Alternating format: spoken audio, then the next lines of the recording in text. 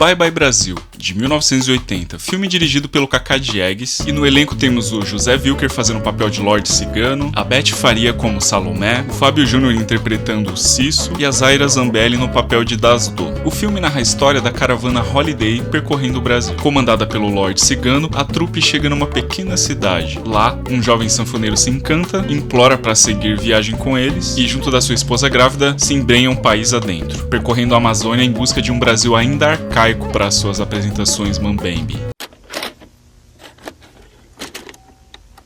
O roteiro foi escrito pelo próprio Cacá Diegues e pelo Leopoldo Serran, um road movie num país quase sem estradas. O Cacá teve ideia para o filme em 1973, quando ele estava filmando Joana a Francesa. Ele estava numa pequena cidade do Alagoas e presenciou um evento que, nas palavras dele, era um espetáculo surrealista, uma praça com uma televisão pública e centenas de trabalhadores do campo assistindo um programa naquele totem. O que ele percebeu foi que muita coisa estava acontecendo no país, mas em tempos diferentes, coexistindo o antigo com o moderno. Ele começou então a pensar no filme sobre a mudança que estava acontecendo no país. E esse é o tema principal do filme, a chegada da modernização nos lugares mais inacessíveis através dos meios de comunicação. Naquele contexto e naquela ocasião, a televisão era o principal meio tecnológico para pontuar essa mudança. O Brasil é tão grande e desconhecido que o espaço vira tempo. Com o crescimento de venda de aparelhos a partir da Copa do Mundo de 1970 e a modernização de canais de TV com novelas e distribuição em rede, a hegemonia cultural era latente num país até então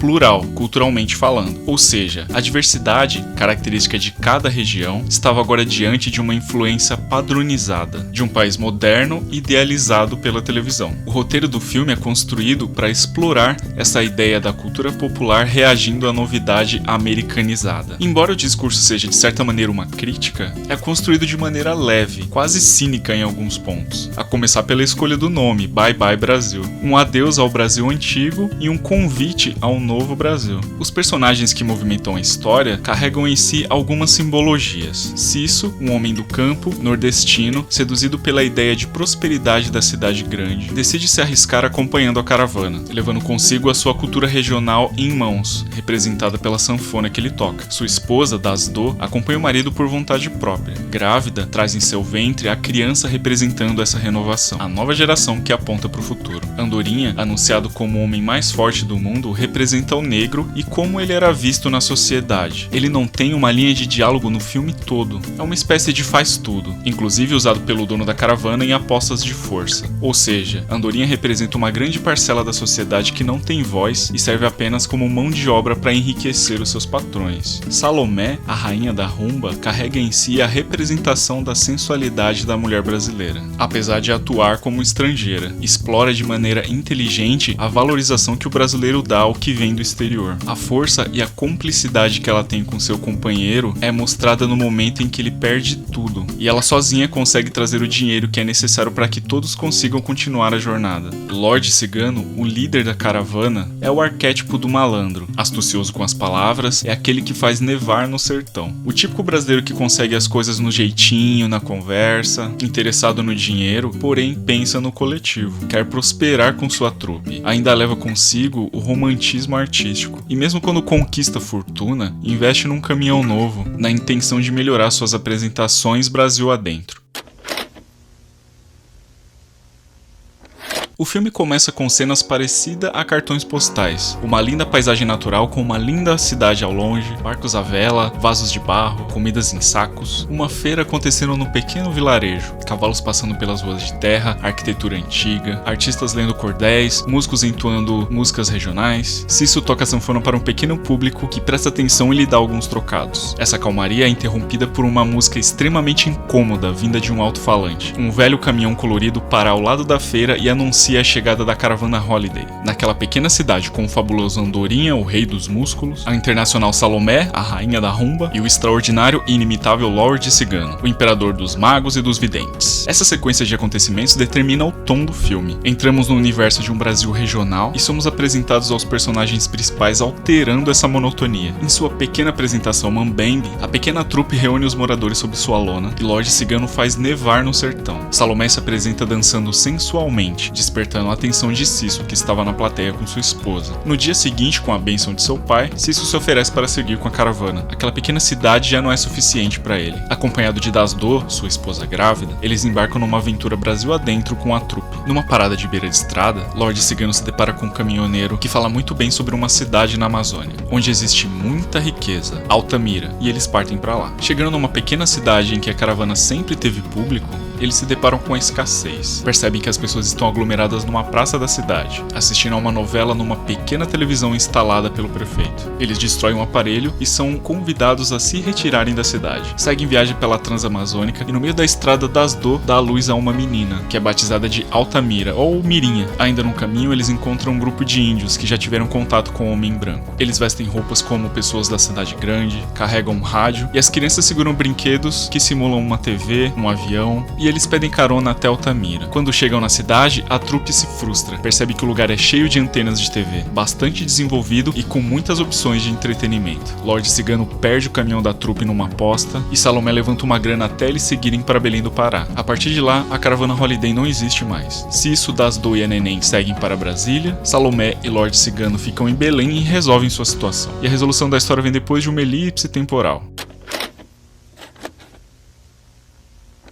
A música tema do filme foi encomendada especificamente ao Roberto Menescal com letra do Chico Buarque. Ele convidou ambos para um jantar e colocou a proposta na mesa. Até então eles nunca tinham trabalhado juntos. O pedido do Cacá Diegues é que a música não poderia ter um ritmo definido. O filme atravessaria o país. E como o Brasil tem muitos ritmos regionais, a música não poderia parar em alguma dessas regiões. O Roberto compôs a melodia praticamente no dia seguinte, uma mistura de bossa nova com jazz. E enviou para o Chico, que demorou para entregar a letra. No final escreveu uma letra quilométrica que narra as desventuras de um sujeito conversando com a namorada pelo telefone. E coube ao diretor Cacá Diegues reduzir a música para que ela coubesse no corte final do filme. A música instrumental acompanha o filme com variações, rearranjada para transmitir emoções em diferentes cenas. O filme é cheio de música. Algumas delas tocadas na sanfona foram compostas pelos Dominguinhos. Tem as rumbas cantadas pela Salomé, as frenéticas tocando na TV, uma banda de bordel em Belém do Pará tocando o tema de Greasy nos tempos da Brilhantina. O caminhão da caravana corta as pequenas cidades, anunciando suas atrações ao som da música Pra Cima, Pra Baixo, do The Fevers, trazendo à tona esse contraste. O marasmo quase silencioso do interior sendo atingido pela música pop da Jovem Guarda, causando uma estranheza naquele contexto. A direção de fotografia do Laures Corel segue uma linha de narrativa clássica, enquadramentos muito bem planejados, a câmera posicionada nos lugares certos para valorizar a paisagem e as ações. Uma sequência que destaca o preciosismo da fotografia é quando a trupe se apresenta numa pequena cidade no interior do Nordeste, em que apagam-se todas as luzes e Lorde Cigano acende 2 lanternas para a apresentação de seu número. A luz ilumina e passeia pelos rostos de gente simples, um recurso visual para trazer foco para essas pessoas, que num contexto social quase sempre ficam esquecidas. O trabalho de direção de arte teve o primor de apresentar os contrastes que o filme propunha. Um país arcaico tentando se adaptar ao novo. A cena que simboliza isso é a dos índios. A caravana faz uma parada no meio do caminho, os personagens estão relaxados na beira de um rio, quando num plano cinematográfico meio velho oeste, no alto do morro aparecem alguns índios, porém não representam uma ameaça. Eles vestem roupas de pessoas da cidade grande misturada com elementos tribais, colares de sementes com um óculos escuro. As crianças seguram objetos de madeira simulando avião, TV e outras carregando animais da floresta. A matriarca ostenta um rádio em que se ouve notícias da Amazônia. Sobre a montagem do filme, eu gostaria de destacar 2 sequências que são espelhadas no começo e no final do filme, em que o sanfoneiro Cisso é surpreendido com a chegada da caravana. Na primeira sequência do filme, ele está tocando sanfona numa feira livre, e seu instrumento é engolido pelos alto-falantes da caravana Holiday, que mesmo sendo um velho caminhão, provoca um barulho grande. Ao final do filme, passaram-se os anos, e Cisso é um famoso sanfoneiro se apresentando em Brasília numa moderna casa de shows, acompanhado de uma banda. Porém, ao fundo, ouve-se um anúncio da caravana, que agora está mais moderna e com alto-falantes mais potentes, atravessando assim a música do sanfoneiro mais uma vez. A direção do longa é conduzida pelo Carlos Diegues, ou Cacá Diegues. O diretor começou sua carreira dirigindo curtas-metragens no final dos anos 50. Nos anos 60, conseguiu notoriedade dirigindo filmes importantes ao lado de diretores do cinema novo. Entre suas produções estão títulos como 5 vezes Favela, Ganga Zumba, A Grande Cidade, Os Herdeiros. Em 1979, o diretor atravessava uma mudança de perspectiva no fazer cinematográfico, em que ele se desprendia da visão de um cinema mais autoral para um pensamento mais coletivo, uma criação coletiva, quebrando um pouco da sua influência dos anos 60, dessa política de autores. Sua equipe da Escola do Cinema Novo, capacitada tecnicamente e adaptada à escassez de recursos, era mais inventiva, capaz de fazer nevar no sertão. Em Bye Bye Brasil, o diretor abordou, entre diversos temas, a competição entre o cinema e a televisão, que vinha tomando espaço cada vez mais na rotina do brasileiro. Essa disputa é representada com a arte milenar do circo sendo esquecida por aqueles que agora estão encantados com a novidade da telinha. O cinema é homenageado através do personagem Zé da Luz, representado pelo Jofre Soares, ator da velha guarda que participou de muitos filmes do cinema novo. Na sua aparição, ele é um projetista itinerante e mostra ao Lorde Cigano de maneira melancólica que os tempos estão difíceis para o negócio dele. Apresenta um trecho do filme O Ébrio de 1946, dirigido pela Gilda de Abreu e protagonizado pelo Vicente Celestino. Segue seu caminho e abre espaço na cidade para a caravana Holiday. A escolha do elenco para esse filme é um tanto peculiar. Os atores principais estavam no auge da fama. José Wilker vinha do maior sucesso de bilheteria da história do cinema brasileiro até então, Dona Flor e seus dois maridos, e da novela Gabriela. A Beth Faria já estava consolidada como estrela de telenovelas. O lado engraçado disso é a utilização desses atores que até então eram estrelas da TV, numa história em que eles se sentem ameaçados por essa nova tecnologia. A escolha do Fábio Júnior para viver o personagem Cisso, um nordestino do interior, me reflete uma leitura irônica e diz muito sobre o discurso do filme. Ele, paulista, sem sotaque nordestino, era um ator em início de carreira. Com uma estrada musical, gravou canções em inglês e tinha pseudônimos americanos. Nada mais sarcástico nesse contexto, que colocar um galã americanizado para viver um homem do povo. Lembra um pouco da fala do Lorde Cigano apresentando Salomé como a rainha do Caribe que já foi amante de um presidente dos Estados Unidos. Põe essa capa gringa para valorizar o passe. O próprio título do filme é uma grande ironia.